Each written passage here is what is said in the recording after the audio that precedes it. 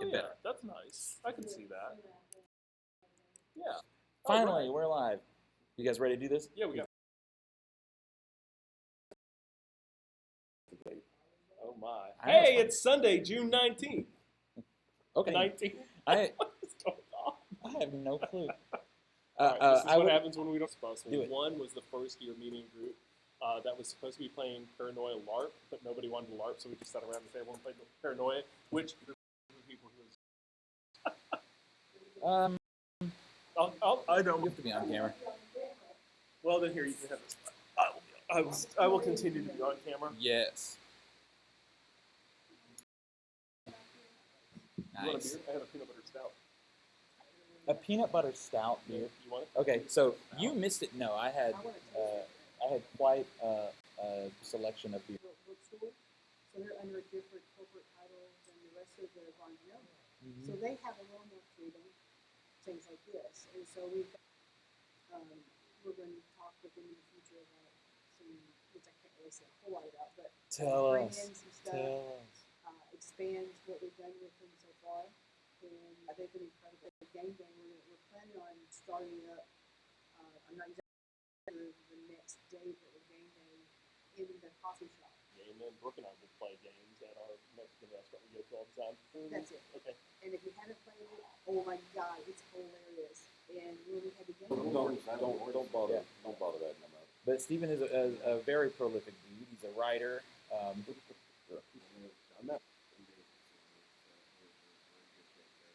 And are you still writing along with all this? Oh yes, yeah. No, that's my passion, and that's why I'm I'm blown away.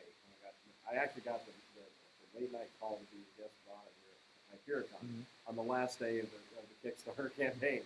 So they gave me a little distraction that probably kept my blood pressure from going through the roof that night. But, that's the worst part about the Kickstarter situation is people come together and they contribute $24,883. It seems like you should be able to get it, but if you don't hit that exact number you put down, you get nothing. And you get $24,999, you don't make that last dollar. You don't get it. It's horrible. Yeah. But on the other hand, it gives the people that donate to you a little more confidence because you know that if the money actually is donated, the project's fully funded. So it gives them a little more confidence. Absolutely. Yeah. What are the rules on redoing? Like if you come extremely close to your budget, can you get on the next day and say, all right, we're going to shoot? You could do it. Okay. You could do another one. Yeah, you just restart it. Yeah, and pick more days. I think that is hard though. Like once people have contributed once, because so many people are confused about it. Yeah. Like they think because they hit the donate button that their money's already gone, but it's not true. All they've done is committed to giving money. Sure. Should the goal be met? But 80% of people don't get that. You know, they keep asking. You know, when we did the article thing, they kept asking. Oh, well, you know, it's not out of my account yet. I explained this already. It's not going to be out of your account until we hit our goal. So I think if you don't make it and you go to restart it immediately, I think it's tough. Yeah, I think that would be tough. Well, that's why I always use the term pledge when we were doing our campaign. I always called it a pledge. Yeah. Because that way, at least people, kind of thought of it in terms of, not something that they would take out yet. Right. We had the same thing that people wondering, we donated, but it didn't deduct it from the account. Right. Same thing. And Stephen, it's interesting to hear like how excited you were and nervous to watch, those last few dollars come in. Because from my perspective, I've always been on the purchasing end of Kickstarter. Yeah. And so my first big purchase was a Ghostbusters board game that was done last year. And that game is awesome. I was biting my nails for the day, like when they were like, okay, your game's been shipped, it's going to be there any day. Where? Yeah, it's kind of interesting to hear that goes on both sides. Oh, yeah. We've got some exclusive. We're going to be producing toward the end of the summer here. We got the screenplay in a book format with other content that's being actually published like book format. Nice. It's only available from Kickstarter. We got some cool stuff like that we're actually putting together for rewards. Cool. People donating. Yeah. So how did you determine what your rewards were? So we were very careful because obviously things cost money. Right. And we wanted to give people as many reward levels as we could. We wanted to give things that were unique that you couldn't get outside the Kickstarter campaign. To encourage people to support it and get a piece of memorabilia. And so we had two great artists, Glenn Forsley and Jerome Sayers, who gave us some great concept art for Raiden. First Raiden concept art for the TV show, incidentally. And so we actually are able to do some cool limited edition prints with that. You know, the screenplay is a book. Imaginators. That's kind of like a guest of honor. That's maybe one guest of honor. Then we have what we call our imaginators, and Elizabeth Beverly is fantastic. New York Times bestselling romance author is going to be there as well. And so you know, it's an all genre type of graph, isn't it? So you have the mystery, people, the drama, the thriller, all kinds of things to it, in addition to speculative. Yeah. So, but it's centered entirely on creative writing, but when I say creative writing, it includes screenplays and stuff. So that's why we have our film festival. And we do have cosplay, we do have gaming and things like that because writing factors into the game. Sure, absolutely. Video games or other types it's a whole different kind of writing. Yeah, absolutely. Awesome. I think we are planning to be a part of this Imaginarium this year. Yes, you better be. It's on the to-do list. We'll see all of you up there. And that's one that Stephanie can actually come up to and have fun at.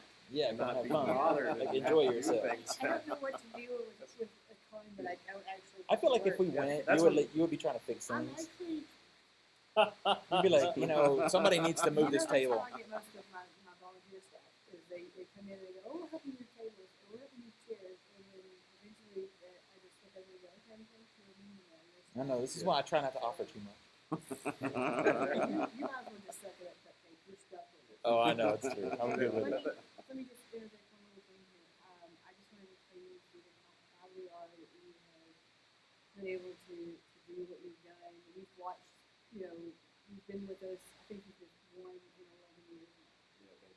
That's about it, yeah. Yeah, and so we are so proud to watch you just keep growing. And I mean, you were an amazing filmmaker when you came in with your original film when we first met, and just to watch how that has changed and grown and evolved, and your new venture with the con and the TV thing is awesome. And every time we see something new come like that, we're like, yes, he's one of us. Yes, we love it. We love it. Yep. So it's so nice to see things going for you like this. It's definitely, but yeah, I'll never forget that. I mean, my first author panelist guest was Hypericon. It seems like we may have done some panels that year together. Yeah, absolutely. So while it's on my mind, I want to make sure and don't have we'll have those numbers on our regular bid on. That's her major. That's her Jean Grey's 2 things are to be a part of the Phoenix Force and to die alive. So what else if they don't want to kill her off? So I'm okay with that. We'll see where that goes. I don't want to get spoilery, but the only other thing that I have to complain about was she looks fantastic. Yeah. Like they really, and I heard some people complain about the costume. I'm like, what else do you want? It looks like Psylocke's costume. It looks fine. It's fine. But I agree. I actually think that was. It really doesn't That's how you talk. really feel. It really doesn't talk a lot. Yeah, I think she might have had one complete line, but broken up throughout the entire movie. A word here and a word. 49 episodes. That ran through during vacation. So Your little we went last year to do Halloween Horror like, Nights because we were only Horror Nights. We were only going to be there one night, so we thought we better pay VIP and get into stuff. And of course, at the time, our excuse money on that trip. Yeah, it was like I was There's probably something to be said though about Wine. for everything. Everything. Yeah, we were like Wayne and Garth, like all throughout the. We will always do it from now on. Is you can pay one price and get your picture every stop in the park. Oh, yeah. And I think we have about 75 ridiculous pictures. Point blank, you feel a lot of that, and so he was Quantum thing. And now we're coming to Kentucky in October for sure. So that's another thing. So it's gonna be a fun summer. So next week we will be back to our regularly scheduled episodes with Wednesday. All right, so you're gonna catch this time shift.